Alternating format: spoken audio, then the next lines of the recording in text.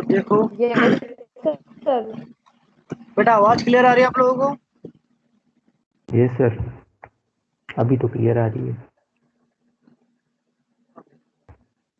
तो Reimer-Timmer reaction में basically कुछ नहीं है, सिंपल सी एक रिएक्शन है जिसमें फिनॉल के ऊपर सब्स्टिट्यूशन के फॉर्म में ऑर्थो या पैरा पोजीशन पर एल्डिहाइड का अटैचमेंट होता है। That is called Reimer-Timmer reaction. दिख रहा है आपको? स्टार्टिंग मटेरियल फिनॉल लिया गया है और उसके ऑर्थो और पैरा पोजीशन पर दोनों साइड पर CHO यानी एल्डिहाइड ग्रुप का अटैचमेंट हो रहा है। ऐसी रिएक्शन जिसमें फिनॉल से सैलिसिलडिहाइड और पैरा हाइड्रोक्सीबेंजल्डिहाइड का फॉर्मेशन हो, वो क्या कहलाती है? आपकी रायमर-टिमर रिएक्शन। इसको पहचानने का तरीका क्या है? फिनॉल पर जब भी ये रिएक्शन कंडीशन हो, क्लोरोफॉर्म और बेस, तो वो क्या बनाता है? आपका एल्डिहाइड अटैचमेंट वाला कंपाउंड। और इस रिएक्शन को क्या कहते हैं? रायमर-टिमर। तो स्टार्ट करते हैं Reimer-Timmer. The Raymond-Tima reaction is a chemical reaction used for the ortho-para formylation or ortho-para carboxylation of phenol। दो चीजें बताई हैं, या तो ऑर्थो या पैरा पोजीशन पे क्या होगा? फॉर्माइलेशन होगा। फॉर्माइलेशन का मतलब फॉर्मेल्डिहाइड टाइप के एल्डिहाइड का एडिशन होगा, या फिर ऑर्थो और पैरा कार्बोक्सिलेशन होगा। कार्बोक्सिलेशन से मतलब कार्बोक्सी ग्रुप का अटैचमेंट होगा, कार्बन और ऑक्सीजन से रिलेटेड ग्रुप्स का। ये रिएक्शन आपकी क्या कहलाती है? Reimer Tiemann. With the simplest example being the conservation of phenol to salicylaldehyde और सैलिसिलिक एसिड।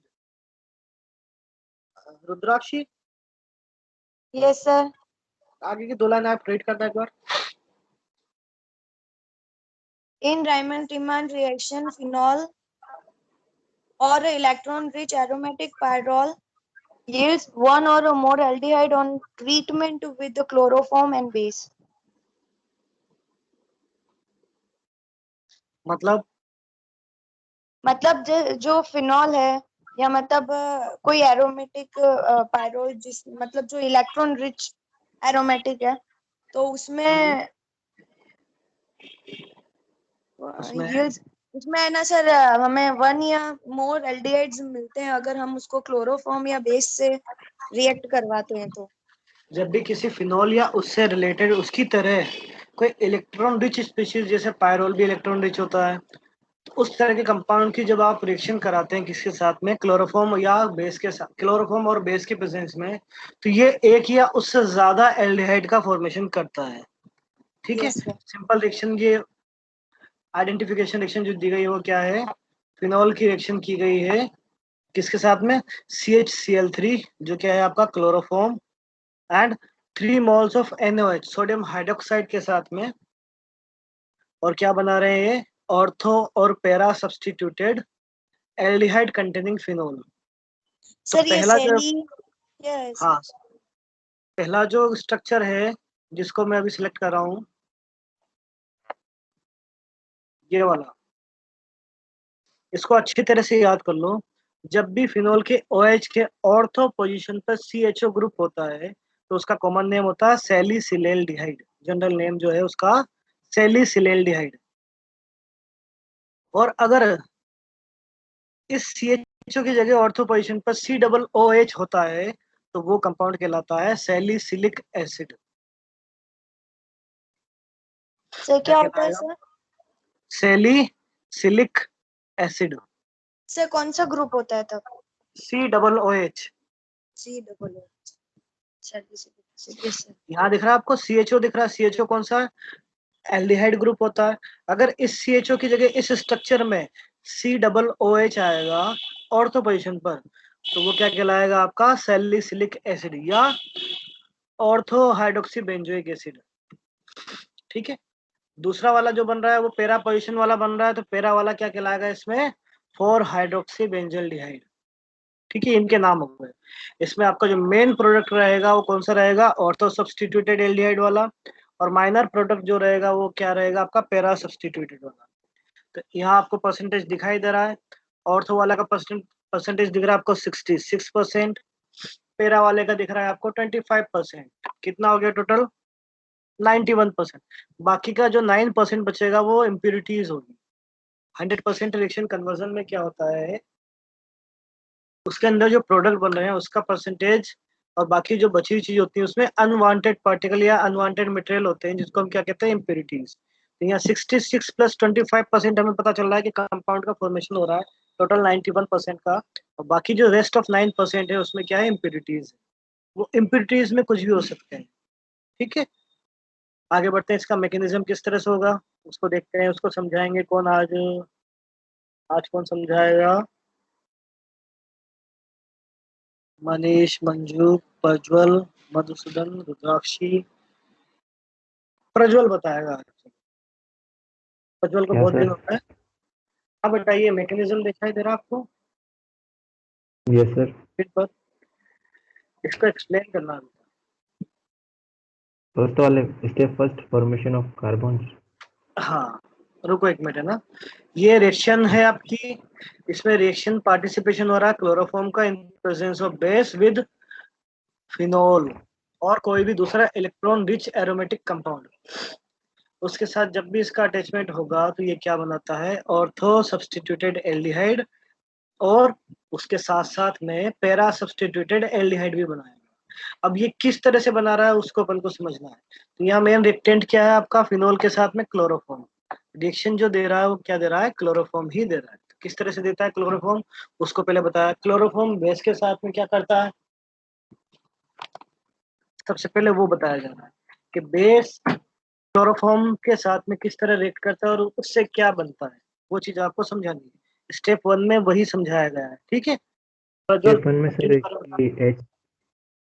HCl3 की रिएक्शन जो है OH के साथ करे तो H2O बाहर निकल गया, और जहाँ से H निकला है वहाँ पे नेगेटिव चार्ज आ गया। हम्म, और फिर बाद में वापस जो H निकला था उसकी रिएक्शन Cl के साथ करे तो -HCl निकला, और जो माइनस था उसकी जगह लोन पेयर आ गए।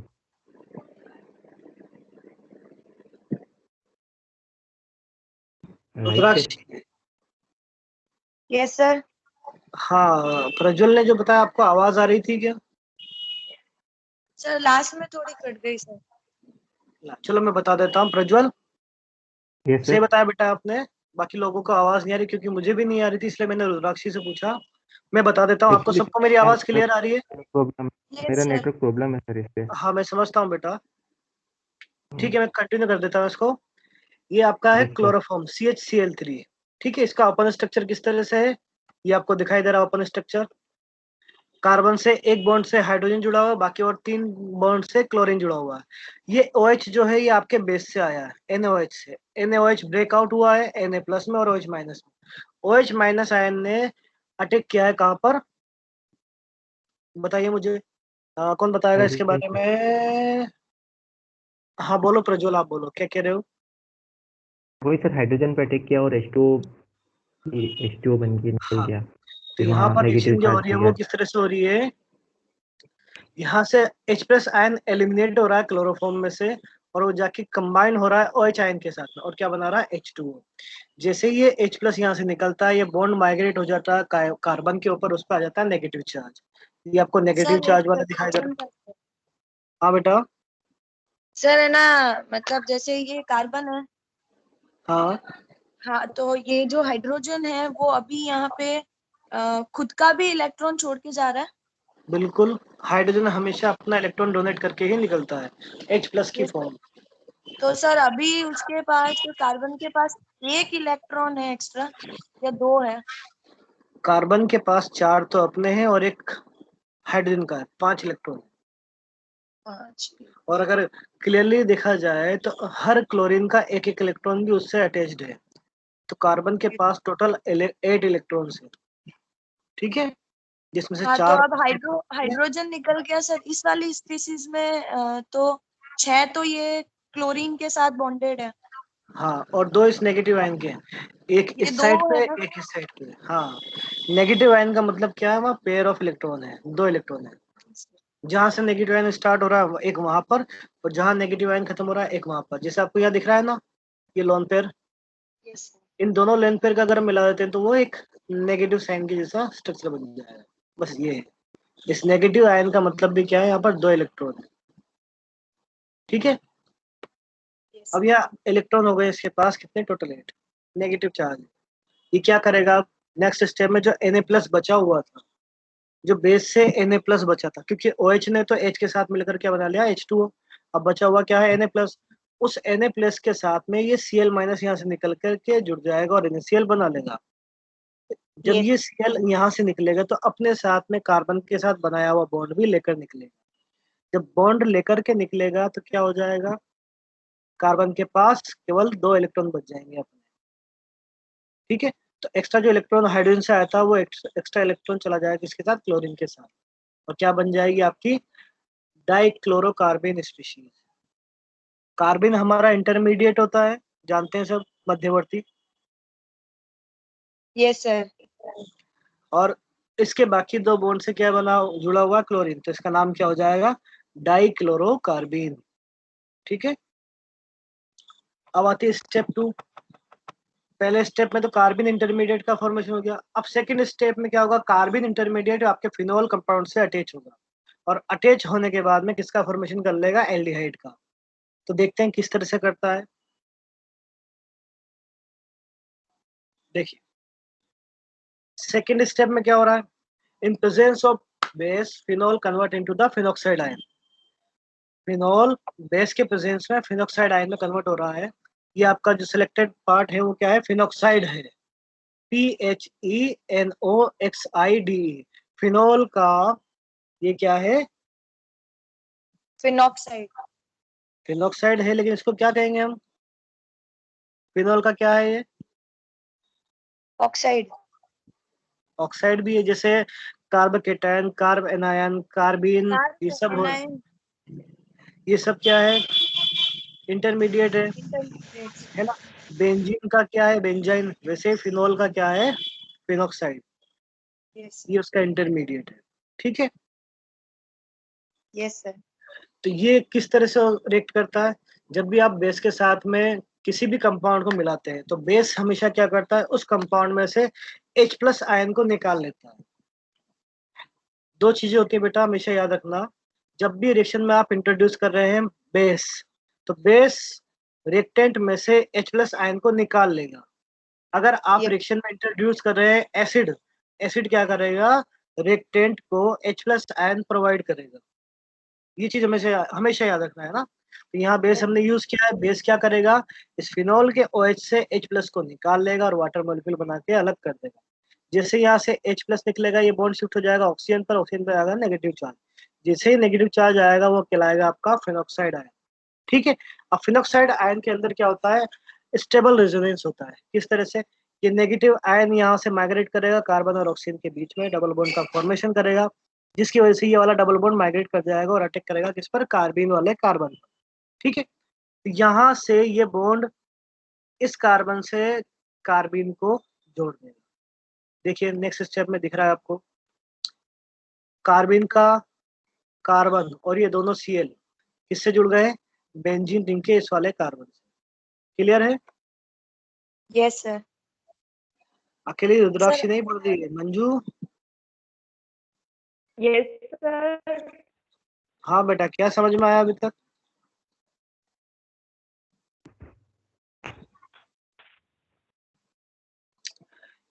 बेस ने फिनोल के H+ के साथ मिलकर बना लिया है H2O, और अलग हो गया है, ऑक्सीजन पे आ गया है बॉन्ड का नेगेटिव चार्ज। इस नेगेटिव चार्ज वाले बेंजीन रिंग को क्या कहते हैं, हम फिनोक्साइड आयन कहते हैं, जो रेजोनेंस के बाद में किसके साथ जुड़ जाता है, डाइक्लोरोकार्बिन के साथ में, और क्या बना लेता है, कार्बिन से अटैच्ड मॉलिक्यूल। दिख रहा है आपको। हाँ रुद्राक्षी, क्या पूछ रहे थे बेटा आप। Yes, sir. तो बस आ गया सर, अब तो समझ में। सर मैं वो पूछ रही थी, वो नेगेटिव चार्ज क्यों है, मतलब अब समझ आ गया, एक इलेक्ट्रॉन ने तो इससे बॉन्ड कर लिया और एक फ्री रह गया, तो वो कौन सा नेगेटिव होगा नेगेटिव ना। चार्ज बेटा, सर ये कार्बिन ऐड हुआ ना सर इससे, हाँ रिंग हाँ, से। ये भी समझा देता हूँ मैं आपको। देखिए ये डबल बॉन्ड जाकर शिफ्ट करेगा कि बेंजीन के इस वाले कार्बन, पहले यहाँ नेगेटिव चार्ज आएगा, ठीक है, और ये नेगेटिव चार्ज फिर अटैक करेगा इस कार्बिन पर। तो जैसे ही अटैक करेगा कार्बिन पर, ये एक्स्ट्रा बॉन्ड बनाएगा, ना कि इसके लोन पेयर के साथ इंटरेक्ट करेगा। ठीक है, ये इसके लोन पेयर को बिल्कुल भी टच नहीं करेगा, ये डायरेक्ट कार्बन के साथ में बॉन्ड फॉर्म करेगा।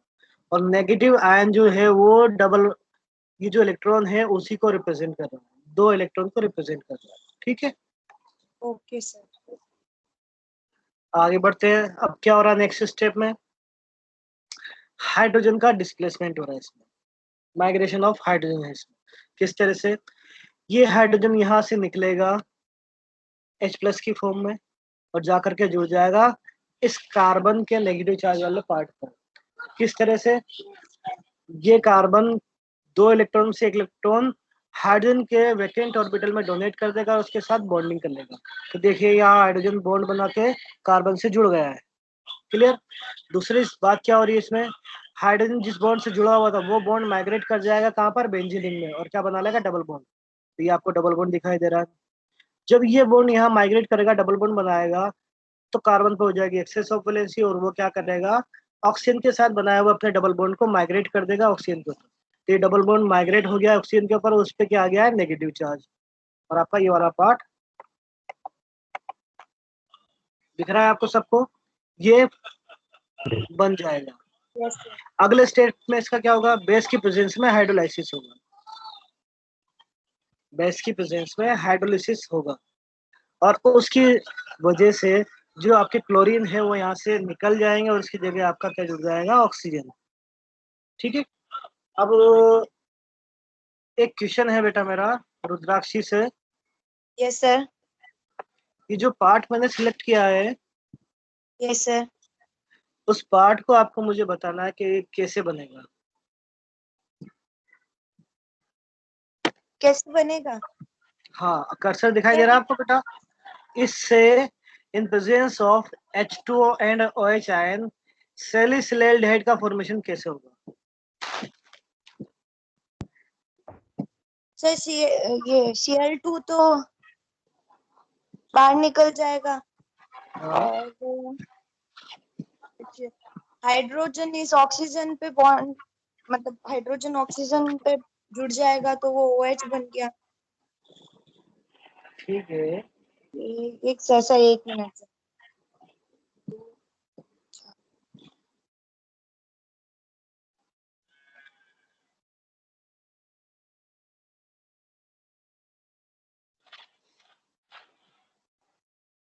सर अब ऐसे तो मैं बोल दूंगी बस दोनों Cl निकल गए, एक हाइड्रोजन ऑक्सीजन पे ऐड हो गया और OH ये C से ऐड हो सर गया तो CHO मैं बन गया। नहीं बेटा, मैं बस ये पूछ रहा हूँ कि दोनों क्लोरीन किस तरह निकलेंगे और ऑक्सीजन कैसे जुड़ जाएगा, बस। तो Cl2 ये HCl से निकलेंगे या Cl2? हाँ वही तो कह रहा हूँ, सर ये HCl से निकलेंगे, किस तरह निकलेंगे। सर मैं कुछ बोलूं? हाँ बोलो बेटा प्रज्वल। सर मुझे ऐसा लग रहा है कि ये जो H है, Cl, दोनों Cl और H, तो जो ये जो -OH है, यहाँ से जब ये H+ निकलेगा और ये निकल के इस O पर ऑक्सीजन पे जो नेगेटिव चार्ज है यहाँ के जुड़ेगा तो OH बन जाए, OH का फॉर्मेशन हो जाएगा। बिल्कुल। और ये जो -OH है, ये फिर जब यहाँ पे प्लस चार्ज छोड़ के जाएगा H, तो ये आके यहाँ जुड़ जाएगा और H2OCl2 बाहर निकलेगा।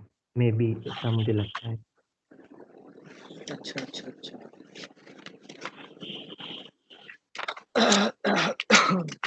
किसी को और कोई आइडिया इसके बारे में बेटा।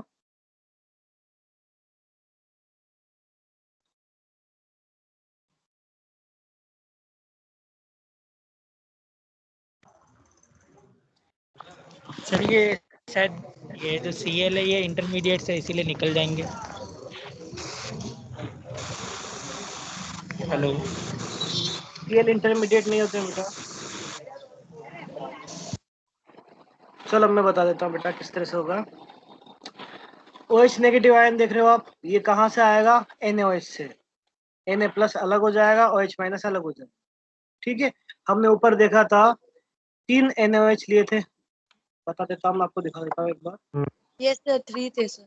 ये देखो 3 NaOH है ना।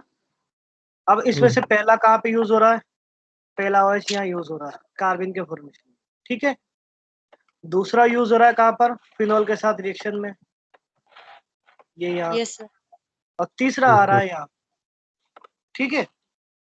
जो तीसरा आएगा वो OH आयन रहेगा NaOH से टूटा हुआ। तो वहां पर क्या हो जाएगा, Na आयन का फ्री हो जाएगा, Na प्लस आयन। अच्छा तो सर 2 मोल ऑफ NaCl निकल जाएगा यहाँ पे Na के सुनो साथ से मेरी रिएक्शन बात करके सुनो, मेरी बात सुनो, पहले मेरी बात सुनो, ठीक है। सर।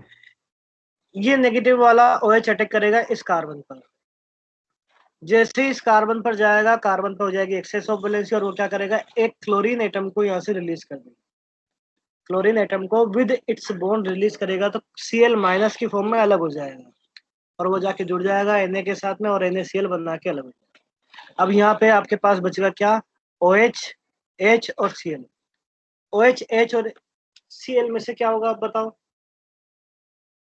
यहाँ से H प्लस निकल जाएगा OH में से, और उसका बॉन्ड माइग्रेट कर जाएगा कार्बन और ऑक्सीजन के बीच में, क्या बना लेगा, डबल बॉन्ड। जैसे डबल बॉन्ड बनाएगा वैसे एक्सेस ऑफ वैलेंसी हो जाएगी, और दूसरा क्लोरीन यहाँ से निकल जाएगा। ये क्लोरीन यहाँ से Cl माइनस की फॉर्म में निकल जाएगा, और जो H प्लस निकलेगा वो जाके इस ऑक्सीजन पे जुड़ जाएगा और OH बना लेगा। अब ये जो क्लोरीन माइनस निकला है, ये जाकर के इस वाले OH का जो Na प्लस बाकी रह रहा था उसके साथ जुड़ जाएगा, और NaCl की फॉर्म में बाहर निकल जाएगा। निकलने वाली चीज में हमारे यहाँ से इसमें से क्या निकलता है बाहर, NaCl। कितने निकलते हैं, 3 निकलते हैं। क्लोरोफॉर्म के तीनों क्लोरीन 3 सोडियम आयन के साथ में NaCl बना करके बाहर निकल जाते हैं, ठीक है। और वाटर एज ए सॉल्वेंट यहाँ पर वर्क करता है। तो यहाँ पर क्या बच जाएगा आपका CH और डबल बॉन्ड OCHO, और H यहाँ पे आके जुड़ जाएगा, OH बना लेगा, ये आपका क्या बन जाएगा, सैलिसिलेट। मुझे लगता है ये अगर हम क्लासरूम में अगर पढ़ते तो ज्यादा अच्छे से समझ में आता। नहीं सर, सर समझ में आ गया। नहीं सर आगे सर, अगर फिर भी आपको कोई आगे सर कंफ्यूजन वो सर लगता मैं है तो Na आप का पूछ भूल लो गया बेटा। था। कहीं भी किसी जगह आपको थोड़ा सा अगर समझ में दिक्कत मैं परेशानी Na आ को रही भूल है। गया था ना सर, इसलिए मैं कर नहीं पाया। अच्छा अच्छा, कोई बात नहीं। मनीष, मंजू, मधुसूदन, बेटा आपको समझ में आया। हाँ सर। हाँ सर आ गया सर। मंजू, हाँ सर आ गया। हाँ सर, इसकी आवाज में दम नहीं लग रहा, मतलब इसका कंफ्यूजन है भी। बेटा अगर कुछ पूछना हो नहीं तो पूछ सर, सकते हो। मेरे नेटवर्क इशू है। नेटवर्क इशू है, चलो कोई बात नहीं। इसकी रिकॉर्डिंग चल रही है ना, अभी मैंने चालू की थी। Yes sir, yes sir. Start है सर। चलिए आगे बढ़ते हैं।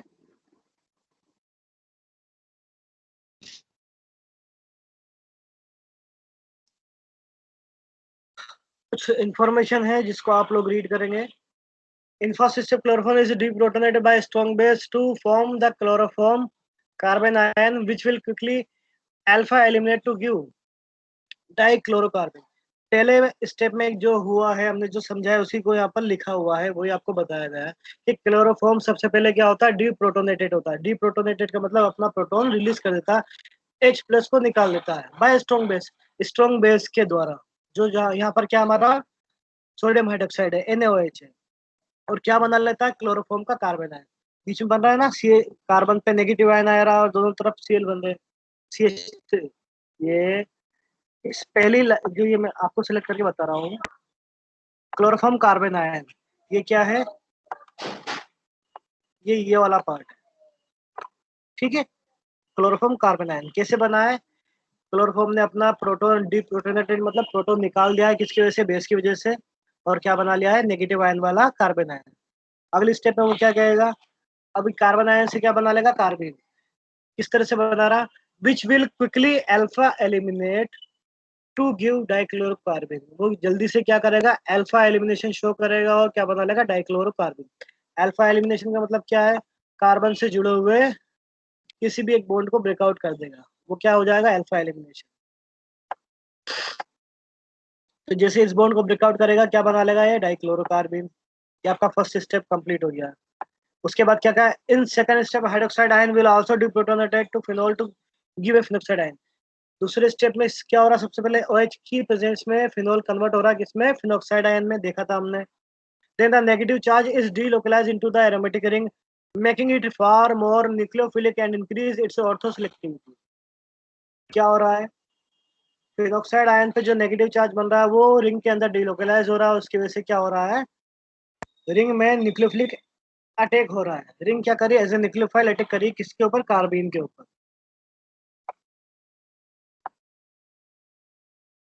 Nucleophilic attack of the dichlorocarbene from the ortho position gives an intermediate which have dichloromethyl substituted phenol. ये जो न्यूक्लियोफिलिक अटैक होता है इसकी वजह से क्या बनता है कि इंटरमीडिएट का फॉर्मेशन होता है जिसका नाम क्या है, ऑर्थो सब्स्टिट्यूटेड डाइक्लोरोमेथाइल फिनोल। ठीक है। After basic hydrolysis the salicyl aldehyde is formed. Base की प्रेजेंस में जब हाइड्रोलाइसिस किया जाता है, ये वाला बेस की प्रेजेंस में जब हाइड्रोलाइसिस किया जाता है तो उसको क्या कहते हैं हम, बेसिक हाइड्रोलाइसिस। और उस बेसिक हाइड्रोलाइसिस के बाद में आपके सैलिसिलएल्डिहाइड का फॉर्मेशन हो रहा है, जो हमने यहाँ स्कीम में देखा है, जो हमने पढ़ा है उसी को यहाँ लिखा हुआ है। ठीक है। अब ये नेक्स्ट वाली लाइन जो है वो रुद्राक्षी पढ़ेगी, जल्दी जल्दी। Yes, sir. When orthoalkyl substituted phenols are subjected to the Reimer-Tiemann reaction conditions, then orthoformylation and paraformylation are formed as a major product, and alkyl dichloromethyl cyclohexadienones is obtained as a minor product. तो क्या कहा इन्होंने, जब आप ortho position पर alkyl substituted phenol की Raymond टीमान condition में reaction कराते हैं, ऑर्थो पे कोई एल्काइल सब्स्टिट्यूट प्रेजेंट है फिनोल के। एल्काइल सब्स्टिट्यूट मतलब कोई भी कार्बन की चेन वाला कंपाउंड। ठीक है, बता देता हूं मैं। जैसे फिनोल है, फिनोल की इस कार्बन से अगर कोई कार्बन की चेन जुड़ी हुई है तो उस कंडीशन के लिए यहाँ बताया गया है। Then orthoformylation and paraformylation are formed as major product, and alkyl dichloromethyl cyclohexadienone is obtained as minor product. तो उस कंडीशन में क्या होता है, ऑर्थो पे और पैरा पे फॉर्मेलाइजेशन होता है, उससे मेजर प्रोडक्ट का फॉर्मेशन होता है, और इम्प्यूरिटी के फॉर्म में या माइनर प्रोडक्ट के रूप में आपको क्या मिल जाता है, डाइक्लोरोमेथाइल साइक्लोहेक्साडीन डायोन्स। इसकी रिएक्शन भी देख लेते हैं। यहाँ एक एग्जाम्पल रिएक्शन बताई हुई है, दिख रही है आपको।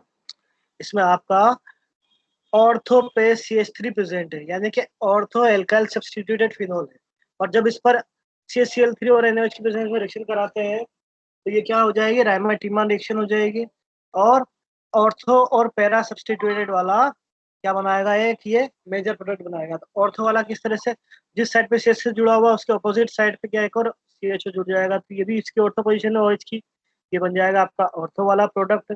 जब इसके OH के अपोजिट साइड पे CH जुड़ेगा तो वो कहलाएगा आपका पैरा वाला प्रोडक्ट। ये दोनों इस रिएक्शन के अंदर मेजर प्रोडक्ट होंगे, और इन दोनों में से भी जो आपका ऑर्थो सब्स्टिट्यूट वाला प्रोडक्ट है वो मेजर होगा और CH वाला माइनर होगा। लेकिन अगर हम इन तीनों प्रोडक्ट की बात करें, इन तीनों की बात करते हैं, इन तीनों में से ये जो लास्ट वाला है ये एज एन इम्प्यूरिटी फॉर्म में बनेगा, जो बिल्कुल माइनर से भी माइनर क्वांटिटी में होगा, जिसको हमने क्या कहा है, डाइक्लोरोमिथाइल सब्स्टिट्यूटेड साइक्लोहेक्साडाइनोन। साइक्लोहेक्साडाइनोन किसको कहा गया है, इस रिंग और इससे डबल बॉन्ड को। ठीक है, तो ये आपका इस कंडीशन में बिल्कुल माइनर प्रोडक्ट होगा, उससे ज्यादा होगा पैरा वाला, और सबसे ज्यादा बनेगा ऑर्थो वाला। ठीक है, आगे बढ़ते हैं। सर अगर दोनों पैरा, ऑर्थो पे CH3 हो तो सिर्फ पैरा मेजर अगर हो जाएगा। दोनों ऑर्थो पे अगर CH3 होगा तो CH3 ऑर्थो पे है तो ऑर्थो पे कोई जगह खाली है नहीं, तो वहां पर रिएक्शन प्रोसीड नहीं करेंगे, तो सिर्फ पैरा पे बनेगा मेजर। तो उस टाइम पे पैरा पे आपका जो कंपाउंड बनेगा वो मेजर प्रोडक्ट बनेगा, और उसमें फिर इम्प्यूरिटी की फॉर्मेशन थोड़ी ज्यादा होगी, क्योंकि अगर एक साइड CH3 पे अगर रायमंड-टीमान की रिएक्शन होती है तो इस तरह का इम्प्यूरिटी बनेगा एक साइड। जब दोनों साइड पे CH3 होगा तो ऐसा का ऐसा ही इस साइड पे भी बनेगा। ठीक है, तो वहां तीन तरह के कंपाउंड बनेंगे। एक बार तो बनेगा सेम ऐसा ही, एक बार बनेगा इस साइड पे CH3 और CH-Cl2 होगा और इधर डबल बॉन्ड होगा, और एक बार ऐसा बनेगा जिसमें दोनों साइड पे CH3 और CH-Cl2 होगा, दोनों साइड ऐसे ही लिंकेज से जुड़ी होगी। ठीक है, और सर पैरा भी बनेगा, पैरा तो बनेगा, पैरा ही बनेगा उसमें, और मेजर पैरा वाला ही होगा। मेजर पैरा वाला ही होगा और माइनर आपकी इम्प्यूरिटीज होगी। ठीक है, नेक्स्ट इसको रीड करेंगे।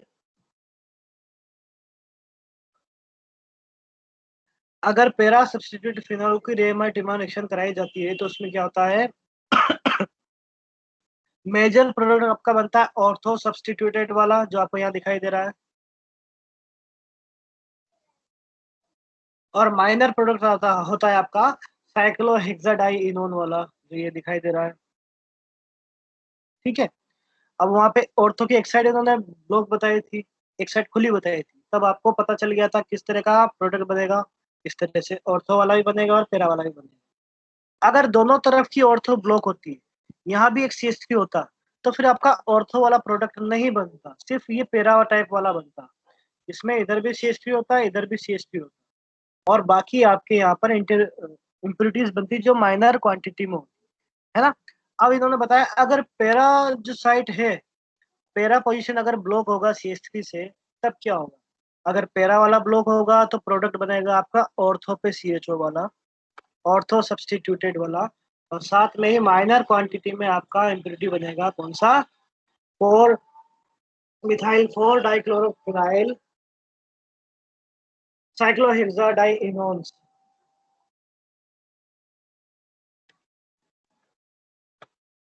दिख रहा सर है बेटा इसमें आपको। ऑर्थो पे CH3 कैसे आ गया?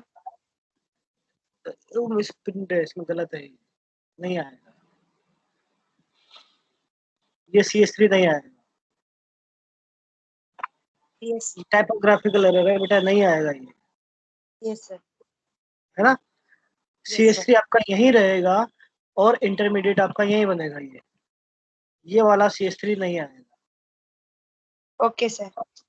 ठीक है, यहाँ हाइड्रोजन रहता है H, वो हो सकता है कि इस स्ट्रक्चर के रिस्पेक्ट में बनाया गया होगा, तो यहाँ पे ये CH3 बना के भूल गए होंगे, वो इसको हटाना भूल गए होंगे, जब स्ट्रक्चर ड्रॉ की गई होगी ना बुक की, तब ये यस एरर रह गया है इसमें ना, टाइपोग्राफिकल। नेक्स्ट आता है इसमें फिनोप्थिलीन। जो फिनोप्थिलीन कंपाउंड, फिनोप्थिलीन क्या होता है बेटा, इंडिकेटर होता है। आपने BSc में प्रैक्टिकल किए होंगे टाइट्रेशन के। Acid base. हाँ बिल्कुल किए होंगे, इसमें एसिड बेस यस सर किए थे। वो किया है आपने, मैं बताता हूँ, चलो आपको याद दिलाता हूँ। पोटेशियम डाइक्रोमेट सर का टैग FAS के साथ में, मोर सर सोल्ट के साथ में, 12th में भी करते हैं बच्चे। चलो कोई बात हाँ नहीं। सर ये यूवी फिनोप्थिलीन टैग आपको क्या करता है, बेसिक कंडीशन में पिंक कलर देता है, पिंक यस कलर सर। का सॉल्यूशन प्रोवाइड करता है। तो ये जब फिनोप्थिलीन की आप रिएक्शन कराते हैं, रायमर-टीमान रिएक्शन, तो उसमें किस तरह से अटैचमेंट होता है, देखो फिनोप्थिलीन में 2 फिनोल रिंग प्रेजेंट होती है।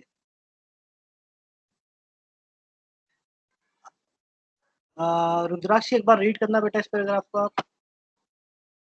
सर ये वैन से, हाँ वो मुझसे। when phenolphthalein is treated with the KOHCHCl3 in the presence of alcohol, then formylation occurs on ortho position of a phenol ring and gives the orthoformyl substituted phenolphthalein. अब ये reaction देखो बेटा, ये आपका फिनोप्थिलीन का स्ट्रक्चर है और ये आपका आफ्टर ट्रीटमेंट रायमर-टीमान का प्रोडक्ट है। ठीक है, तो यहाँ भी OH वाली बेंजीन रिंग है, यहाँ भी OH वाली बेंजीन रिंग है। ये वाली रिंग भी इस कार्बन से जुड़ी हुई है, ये वाली रिंग भी इस कार्बन से जुड़ी हुई है। जब आप रायमर-टीमान रिएक्शन कराएंगे तो इन दोनों में से किसी भी एक रिंग के ऊपर क्या होगा, एल्डिहाइड का फॉर्मेशन हो जाएगा ऑर्थो पोजीशन पर। पैरा पे क्यों नहीं होगा, क्योंकि पैरा तो पहले से बुक है, यहाँ पर इसकी भी बुक है और इसकी भी बुक है। ठीक है, तो OH वाला आपका जो कंपाउंड बनेगा, CHO वाला ऑर्थो पोजीशन वाला, वो मेजर प्रोडक्ट होगा, इसलिए यहाँ पर उसी को दिखाया गया है, माइनस को नहीं दिखाया गया। ठीक है, अगर आप इसी कंपाउंड पर 2 मोल लेकर के रायमर-टीमान रिएक्शन कराएंगे, यानी कि CHCl3 का अमाउंट बढ़ा करके रिएक्शन कराएंगे, तो इस वाली रिंग पर जहाँ पे ऑर्थो पे CHO बन रहा है, उसी तरह से इस वाली रिंग पर भी यहाँ ऑर्थो पर CHO बन जाएगा। अगर यहाँ पर आप CHCl3 के एक की जगह 2 मॉलिक्यूल लेंगे, तो एक यहाँ CHO जुड़ जाएगा, दूसरा इस वाले रिंग के यहाँ CHO जुड़ जाएगा इस जगह पर। अभी तो यहाँ जुड़ा हुआ दिख रहा है आपको, इस OH Yes के sir. पास वाले इस पे आपको CHO जुड़ गया, ये इस तरह से। अगर हम दूसरा CHCl3 भी यूज कर लेंगे यहाँ पर, तो वो कहाँ पर जुड़ेगा, वो इस जगह जुड़ेगा, इस वाले OH के ऑर्थो पोजीशन पर यहाँ, और यहाँ पर भी CHO वाला आपको मॉलिक्यूल दिखाई देगा। इस तरह से ये रिएक्शन कंप्लीट होगी। आगे बढ़ते हैं। अभी क्लास है बेटा आपकी किसी की? No sir. 10:55 पे किसी की क्लास है आपकी? No sir. कोई क्लास नहीं है? नो सर, मतलब नहीं, ऐसे अल्फा मैम की होती है लेकिन वो नहीं लेते ना सर। नहीं, आज आरफा मैम की क्लास होगी शायद। सर नहीं लेते सर। क्या बोलते हैं मैम? नहीं मतलब लेते ही नहीं है, मतलब क्लास होती ही नहीं है। 1-2 दिन ही हुई थी सर स्टार्टिंग में बस। ठीक है, मैं बात करूंगा उनसे।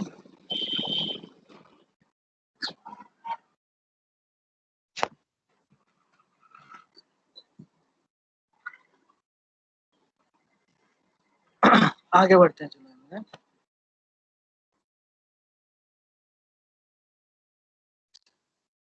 इसको पढ़ेंगे मनीष, यहाँ से बेटा।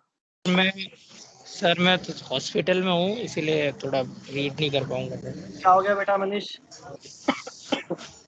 हुआ तो कुछ नहीं सर, वाइफ को लेके आया हूँ थोड़ा हॉस्पिटल, कुछ काम था चलो इसलिए। कोई बात। Madhusudan, yes sir. हाँ बेटा आप रीड करो इसको। सर,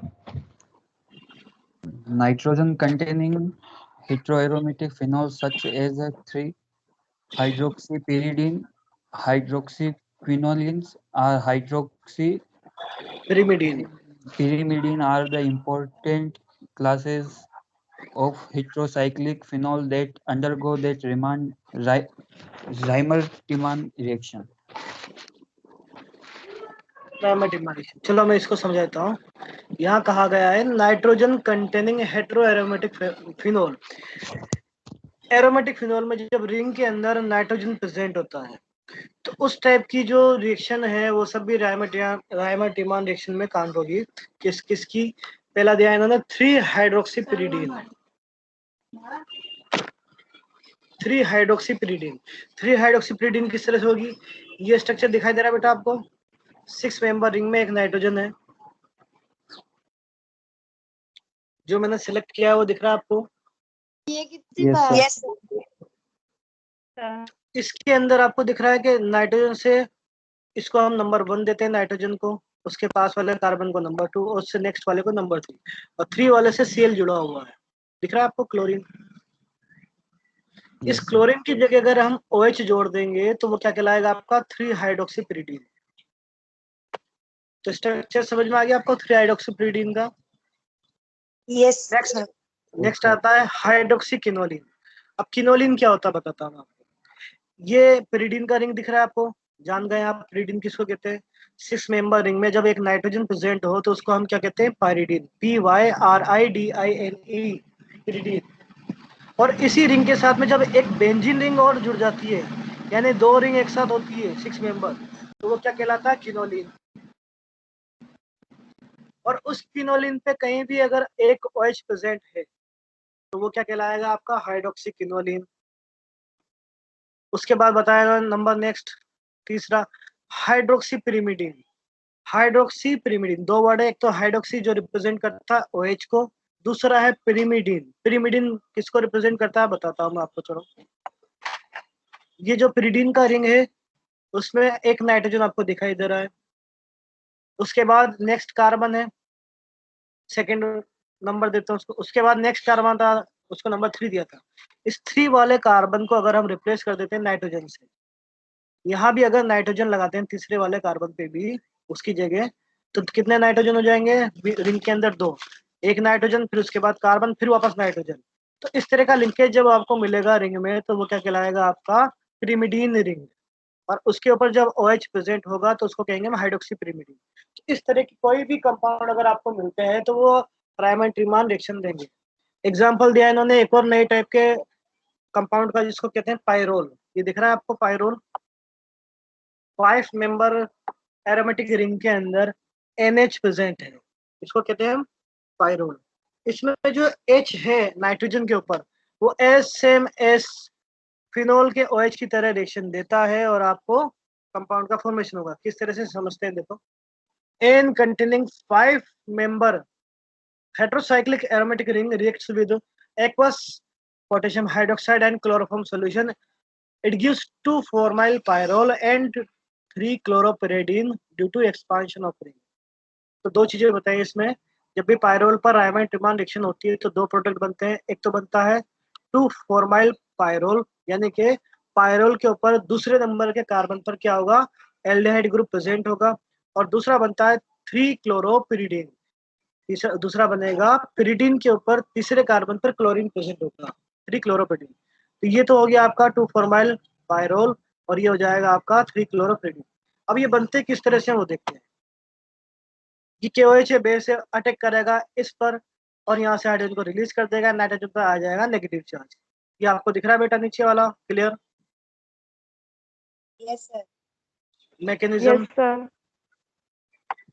देखिए। CHO का जुड़ना तो आपको पता है किस तरह से होता है। यहाँ पिरिडीन किस तरह से बन रही है, यानी 5 मेंबर रिंग से 6 मेंबर रिंग कैसे बन रही है। यहाँ तो हमने स्टार्टिंग मटेरियल में तो 5 मेंबर रिंग ली थी, यहाँ प्रोडक्ट में अपने पास 6 मेंबर रिंग बन रही है। तो किस तरह से बन रही है उसको समझाया है यहाँ पर, वो पहले समझ लेते हैं, ठीक है, किस तरह से हो रहा है। सबसे पहले OH नेगेटिव आयन, बेस से निकला हुआ OH आयन इस हाइड्रोजन के साथ मिलकर बना लगा H2O और अलग हो जाएगा, और नाइट्रोजन पे क्या आ जाएगा, नेगेटिव चार्ज। ये नाइट्रोजन पे आ गया है नेगेटिव चार्ज, दिख रहा है आपको। Yes sir. अब क्या होगा, अब यहाँ पर देखिए, इस कार्बिन का लोन पेयर अटैक करेगा इस पर और ये डबल बॉन्ड यहाँ से शिफ्ट हो जाएगा और ये डबल बॉन्ड अटैक करेगा वापस इस कार्बन पर। तो एक साइक्लिक स्ट्रक्चर का फॉर्मेशन हो जाएगा रिंग और कार्बिन के बीच में, 3 मेंबर रिंग का फॉर्मेशन हो जाएगा इस वाले कार्बन, इस कार्बन और इस कार्बन के बीच में। हाँ बेटा, ट्रांजिशन स्टेट बनी है क्या? ट्रांजिशन स्टेट नहीं कहेंगे इसको, इसको हम रेजोनेंस की फॉर्म में ही देखेंगे, ओके सर। ठीक है। यहाँ से लॉन पेयर ने अटैक किया इस कार्बन पर, ये डबल बॉन्ड माइग्रेट हो जाएगा इस कार्बन पर, बनाएगा नेगेटिव चार्ज। यहाँ से इलेक्ट्रॉन चले जाएंगे यहाँ पर, तो यहाँ आ जाएगा पॉजिटिव चार्ज। ये नेगेटिव वाला इस पॉजिटिव के साथ जब मिलके बॉन्ड बना लेगा, क्या बन जाएगा, एक बॉन्ड यहाँ से यहाँ और दूसरा बॉन्ड यहाँ से यहाँ। तो ये आपस में कैसी बन जाएगी, 3 मेंबर रिंग स्ट्रक्चर बन जाएगी, ठीक है। ये दिख रही है आपको 3 मेंबर रिंग स्ट्रक्चर। अब एक स्टेप में, अगली स्टेप में क्या होगा, जो नाइट्रोजन पर नेगेटिव चार्ज आया था H+ आयन के निकलने से, वो नेगेटिव चार्ज पार्टिसिपेट करेगा रिंग के अंदर रेजोनेंस में। ये यहाँ से माइग्रेट होगा यहाँ और यहाँ बनाएगा डबल बॉन्ड, जिसकी वजह से ये डबल बॉन्ड माइग्रेट हो गया आ जाएगा यहाँ पर। यहाँ आने के बाद क्या होगा, इस वाले कार्बन पर जैसे ये डबल बॉन्ड यहाँ से यहाँ आएगा, इस कार्बन पे कितने बॉन्ड हो जाएंगे, 5 बॉन्ड, एक्सेस ऑफ वैलेंसी। तो ये क्या करेगा, किसी भी एक बॉन्ड को तोड़ने की कोशिश करेगा। क्या करेगा, ये वाला बॉन्ड ये यहाँ से तोड़ देगा और यहाँ डबल बॉन्ड बना लेगा, जिसकी वजह से क्या बन जाएगी, आपका रिंग के अंदर डबल बॉन्ड का फॉर्मेशन हो जाएगा। क्या बनेगा, 6 मेंबर रिंग बन जाएगा। नहीं समझे, नहीं सर। देखो सर एक बार वापस बताओ। ये नेगेटिव आयन जाएगा यहाँ से इस पर, इसको मैं सिलेक्ट कर लेता हूँ ताकि आपको सही दिखेगा। हाँ, कर्सर दिखाई दे रहा है बेटा आपको, काला Yes. बारीक वाला, या फिर मैं हैंड टूल ले लेता हूँ।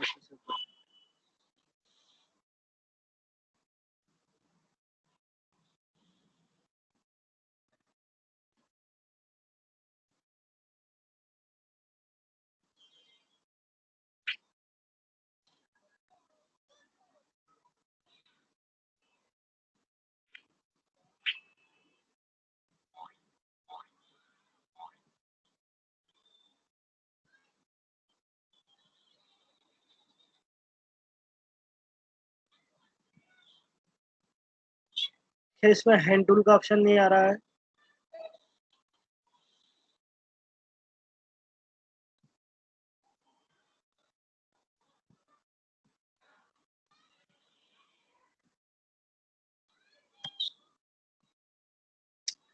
चलिए कोई बात नहीं इसी को समझ लेते हैं। ये जो नेगेटिव आयन है ये यहाँ से माइग्रेट हो जाएगा इस नाइट्रोजन और कार्बन के बीच में, यहाँ बना लेगा डबल बॉन्ड। जैसे ही सर, यहाँ डबल बॉन्ड होगा, स्ट्रक्चर में तो डबल बॉन्ड कहीं और दिखा रहा है। किसमें, किसके अंदर बेटा? सर इस 6 मेंबर रिंग में। उससे कोई प्रॉब्लम नहीं है, उससे कोई प्रॉब्लम नहीं है, बताता हूँ मैं अभी आपको। इसमें इस साइड दिखा रहा है, अगर आप इस साइड लगा देंगे ना तो भी कोई दिक्कत नहीं है। ये जो डबल बॉन्ड होते हैं ये पूरी रिंग के अंदर माइग्रेट करते रहते हैं, जैसे हम बेंजीन में लगाते हैं ना सर्कल अंदर, यस सर। वैसे ये भी लोकलाइज होते रहते हैं। ये यहाँ आता रहता है, ये यहाँ जाता रहता है, ये यहाँ जाता रहता है। तो आप कहीं भी लगाए वो पूरी रिंग के अंदर डबल बॉन्ड है हर कार्बन के ऊपर, है ना।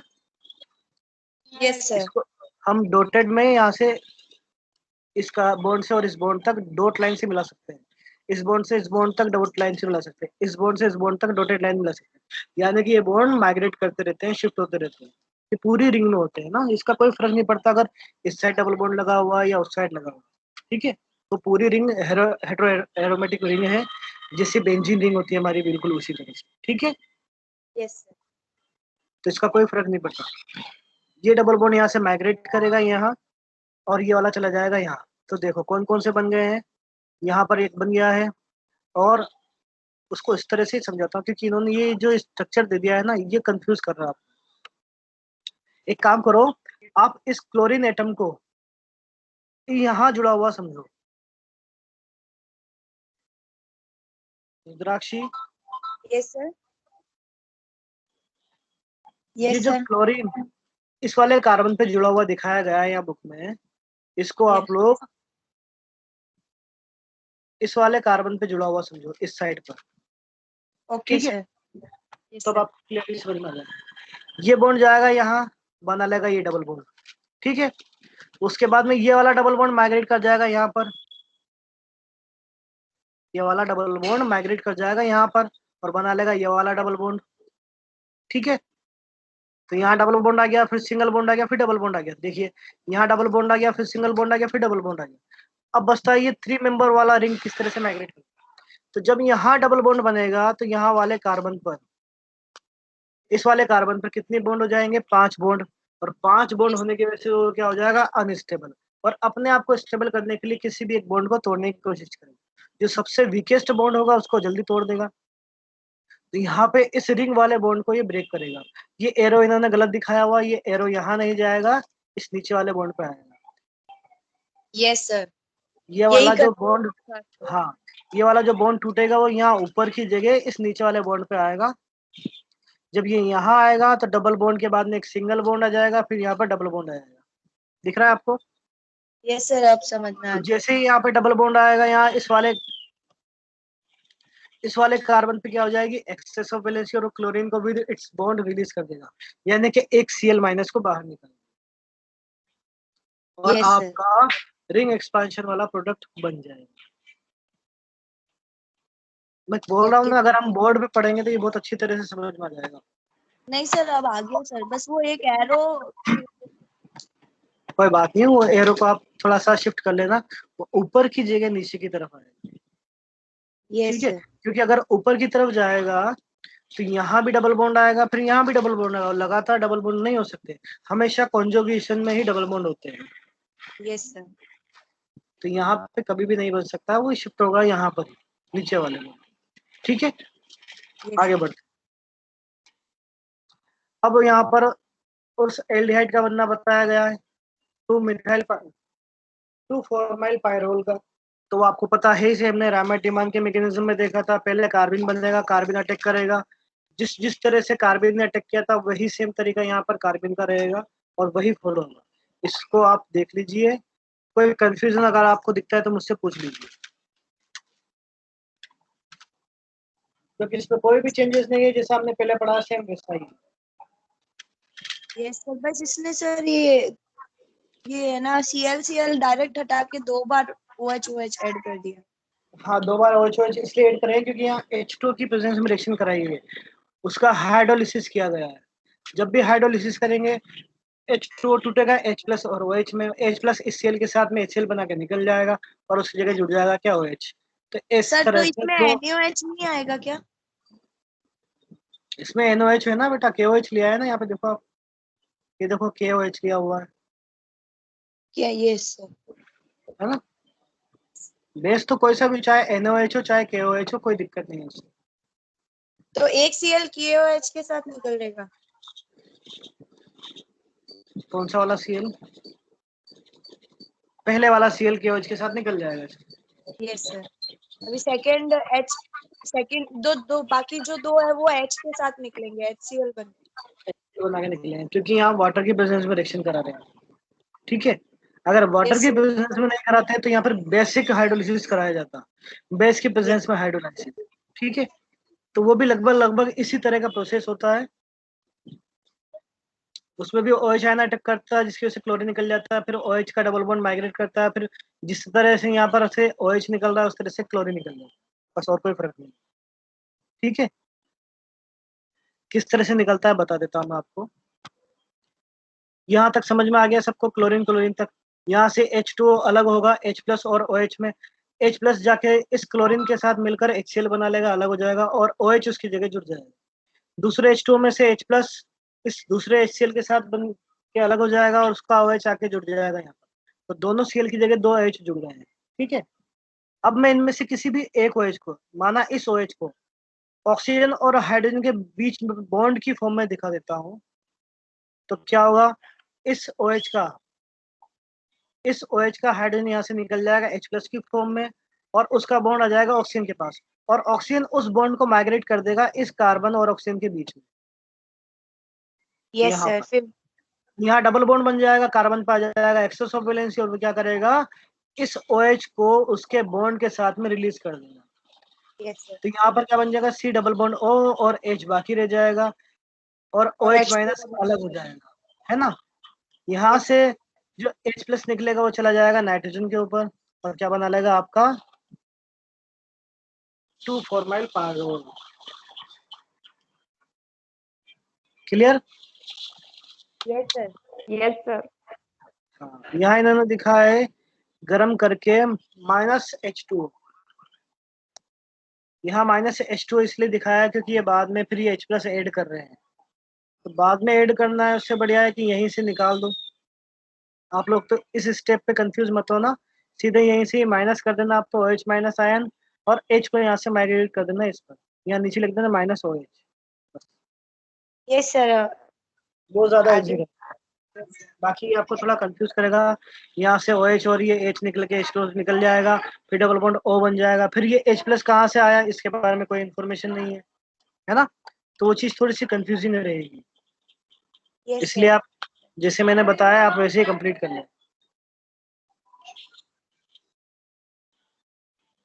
ठीक बेटा, आज की क्लास में इतना बहुत है। Okay sir. Yes sir. बाकी आप लोग कोई क्वेरी हो तो मुझसे पूछ सकते हैं। सर वो स्टार्टिंग का सर एक स्क्रीनशॉट लेना था। स्टार्टिंग का स्क्रीनशॉट लेना था, मैं वापस शेयर करता हूँ बेटा।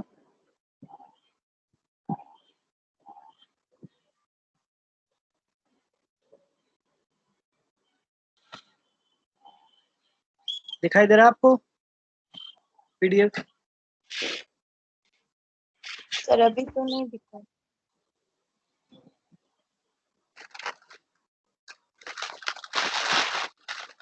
सर दिख गई। दिख रहा है? कहाँ का Yes, sir. स्क्रीनशॉट लेना है बेटा आपको?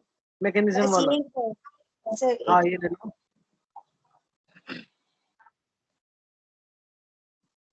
हो गया? यस सर ये हो गया।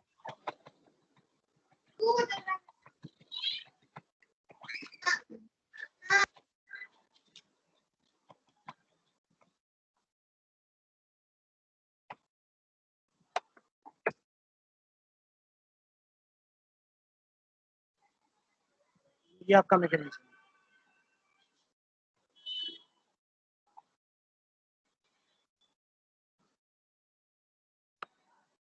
एक इसका ले लो। हो गया सर बेटा? यस सर हो गया सर। और बस सर बाकी ले लिए थे सर। बाकी ले लिए थे? Yes. चलो ठीक है, इसको कंप्लीट करके आप मुझे भेजना है ना। जो भी पूछ रहा हो आप व्हाट्सएप पे पूछ सकते हो, है ना? Yes okay thank you sir अच्छा एक मिनट बेटा यस सर